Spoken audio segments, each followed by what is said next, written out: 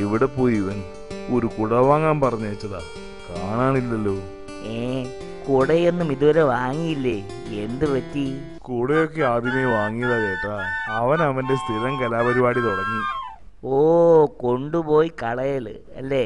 അതേന്നേ, ശ്രദ്ധ എന്ന് പറഞ്ഞൊരു സാധനം അവനില്ല. ആട്ടെ, എത്ര രൂപയാ അവന് കൊടുത്തേ? അവളാ കൊടുത്തത്. 500 രൂപ ഉണ്ടെന്നാ തോന്നുന്നേ. എന്നാൽ അതും കൊണ്ടുപോയി കളഞ്ഞു കാണും. ഇങ്ങനെ ഒരു പറ്റാനില്ല. എന്തുവാ കാര്യം? അമ്മ കുട വാങ്ങാൻ എന്നെ ടൗണിലോട്ട് വിട്ടതാ.